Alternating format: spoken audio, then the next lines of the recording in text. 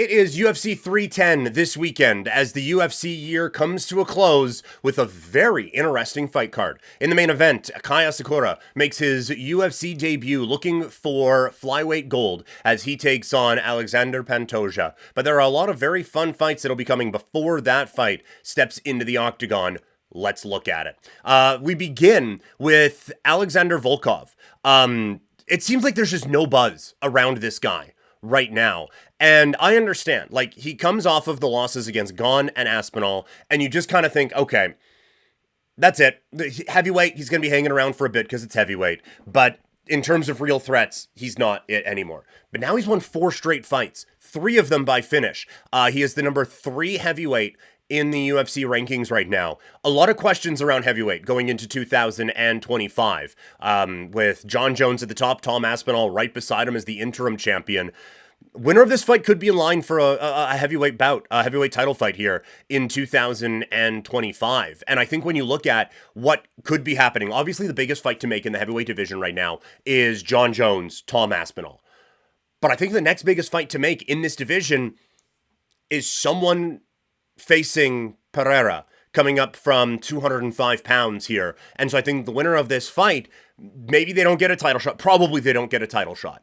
But what they do get is, I think, a very big spotlight fight to really sink their teeth into. And it's a heavyweight, it's an interesting fight story in general. Like, again, Cyril Gane lost a lot of buzz coming off of a one-sided loss against John Jones. But this is still number 2 against number 3 in the heavyweight division. So a massive fight coming up on Saturday night. Another one, this one down on the prelims, which is just so unfair. It is Movsar Evloev against Aljamain Sterling. Evloev is a guy no one wants to fight. He is undefeated. He doesn't have like the biggest casual name right now, and he is so difficult to look good against. He is going to take you into the waters and just make you look bad, and that is a really difficult opponent to be facing. Meanwhile, Aljamain Sterling has fallen down the card quick after his loss to Sean O'Malley, which admittedly doesn't look great after Sean's loss to Merab Dvalishvili.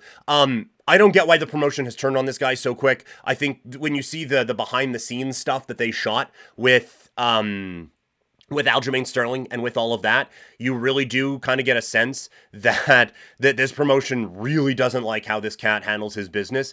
And so I think that they are, I don't want to say throwing him to the wolves with this, but they certainly have made it very known, I think, that they have no interest in this guy being someone who is toward the top of their card, and they're going to try to build off of whatever name power he has. And so you look at this fight, Evloev, this is a gigantic name for him against a former champion, a win here, and he moves into some interesting conversations into 2025. Well, Aljamain Sterling, this is a chance to beat an undefeated hammer of a fighter and try to work his way back into maybe not title opportunity, but probably title opportunity, honestly, as he goes into the new calendar year. Kennedy, God, I practiced this before. Nzechukwu, stepping into this one, only one decision win in his last, just one decision total in his last 5 fights.